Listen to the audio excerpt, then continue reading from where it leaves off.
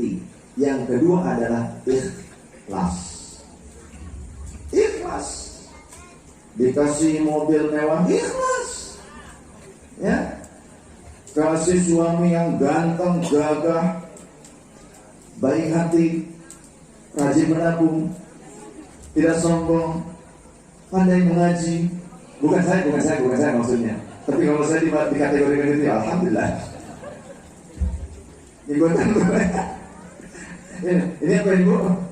Bukan akar huntu. Akar huntu. Kalau ini apa ini? Ini apa ini?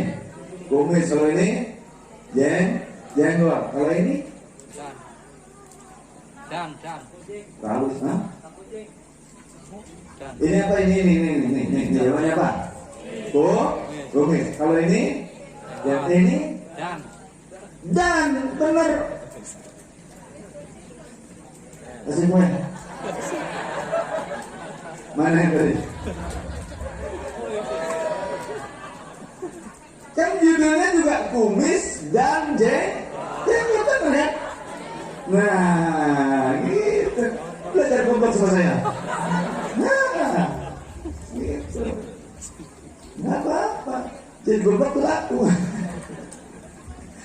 Sallallahu alaihi Muhammad.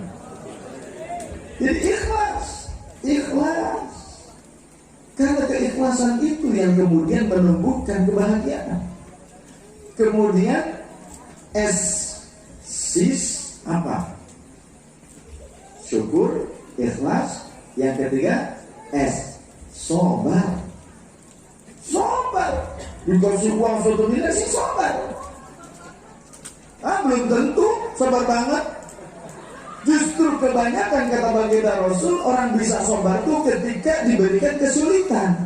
Orang ketika diuji dengan kesulitan bisa sobar, tapi banyak yang tidak lurus ketika diuji dengan kenikmatan, termasuk ada yang ngasih duit 1 miliar. Coba lelaki bapak-bapak dikasih uang 1 miliar, abang tak kawin deh. Nah ya, so. Itu kan. Coba kan Anda tanya, uangnya sudah sampai 1 miliar apa belum? Belum, nah aman bu, tenang. Aman, ya. Jadi bu lihat rekening suaminya nanti. Jangan-jangan tabungannya juga sama itu dipegang. Nggak tahu, tahunya selip gajinya doang, gajinya nggak dikasih. Ngapain mintanya selip gaji? Nanti meminta gajinya doang. Nanti suami menggemukkan badan dulu, ini gajinya nanti. Sobar. Harus sobar. Karena ternyata ketidaksabaranlah yang membuat seseorang justru menjadi apatis. Apa itu apatis? Putus asa. Hingga mereka jangankan yang diberikan ujian dengan kemiskinan, kesulitan, diuji dengan popularitas, diuji dengan kekayaan, ketenaran, mereka malah bunuh diri. Ya. Ada pemimpin perusahaan dulu kita kenal, judulnya Tekma, titik-titik, sini pasar, bunuh diri apartemen menjatuhkan diri. Padahal dibunuh diri, tapi bohongan. Nah, sobat. Kemudian apa? Apa itu teh? Tawakal. Tawakal. Menyerahkan segala urusannya kepada Allah Subhanahu wa ta'ala. Baru yang kelimanya, apa itu? Ikhtiar. Tapi jangan berarti memahaminya salah.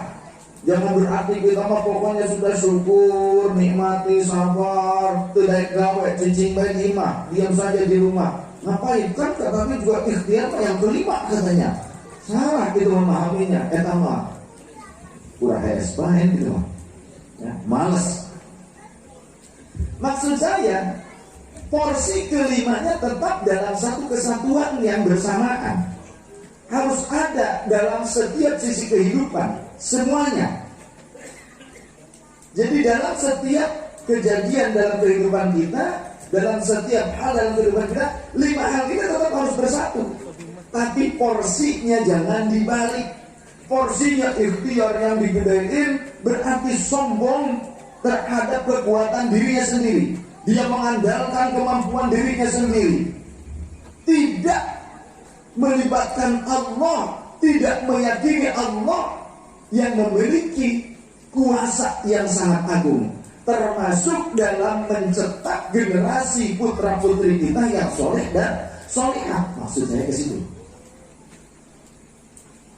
Banyak di antara kita yang mengandalkan uangnya, kuliahin anak sampai ke luar negeri, seolah-olah itu rukun bahagia.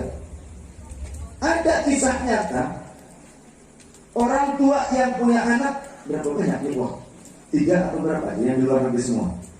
Umi yang hafal waktu itu 3. Ada orang tua yang anaknya 3 dikeluarkan ke luar negeri sampai punya pekerjaan di luar negeri semuanya, dan bahkan dapat jodohnya di luar negeri juga.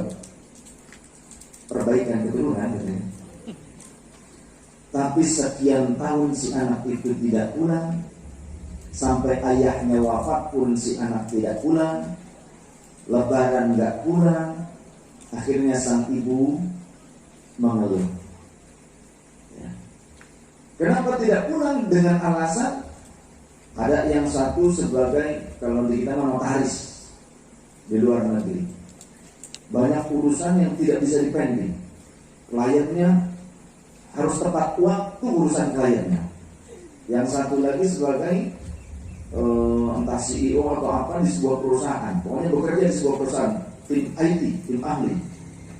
Itu juga sulit untuk bisa meninggalkan itu. Kalau di kita lebaran bisa mudik, di sana nggak ada urusan, ya kan?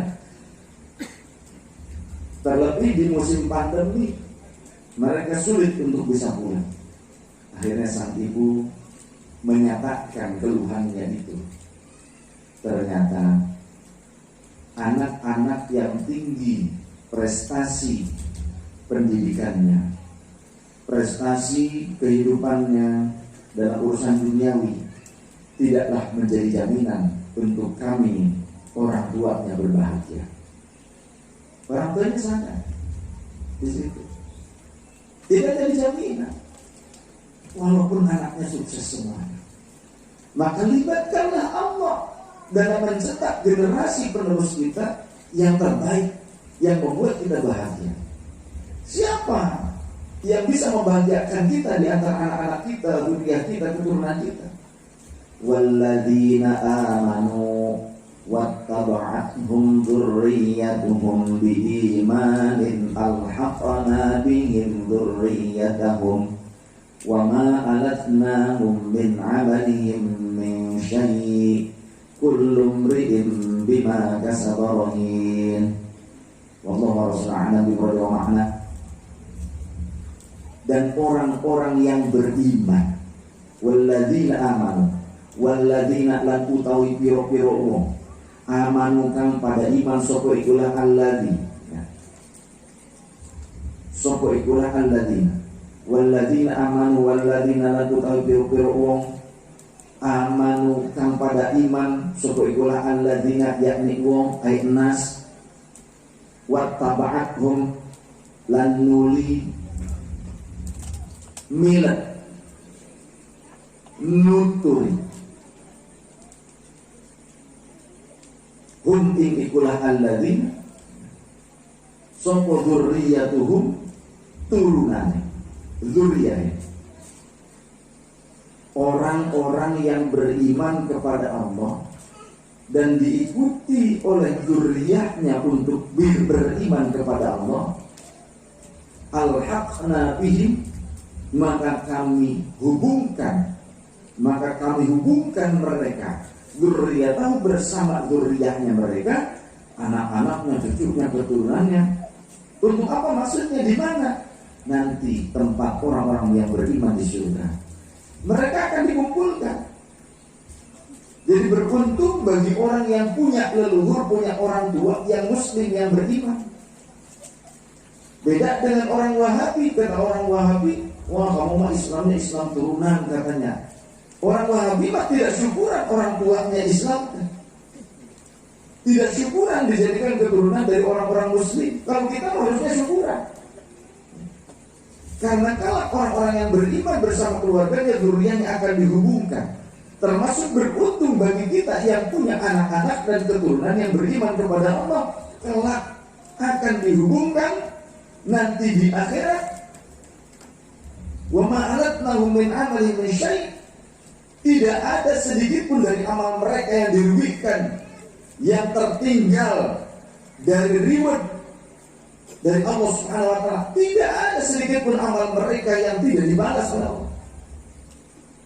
Dan di antara balasan bagi orang tua yang beriman karena mencetak generasi anak-anak yang beriman, di antara balasannya, di dalam riwayat Sayyidina Muhammad SAW, beliau bersabda, seseorang atau mayit itu akan diangkat derajatnya nanti di alam kuburnya, di akhiratnya dengan wasilah apa?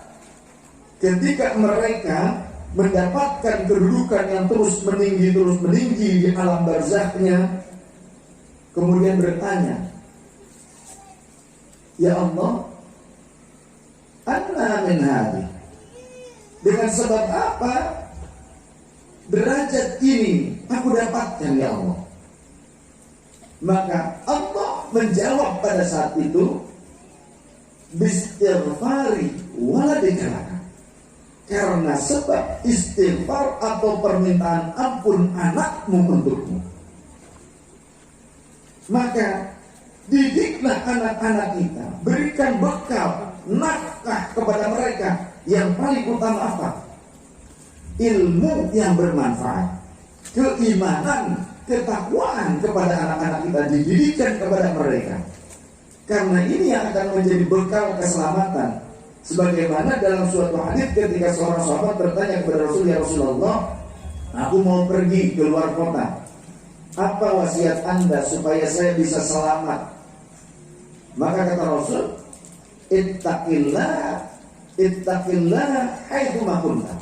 Bertakwalah engkau kepada Allah dimanapun engkau berada. Ini wasiat yang paling pertama. Bekal yang paling utama untuk keselamatan kita adalah ketakwaan. Maka ajarkan kepada anak kita bagaimana cara menjadi seorang hamba yang bertakwa, sehingga kelak jika pun kita telah wafat, si anak itu bisa mandiri dan selamat dengan bekal yang paling utama, yakni ketakwaan.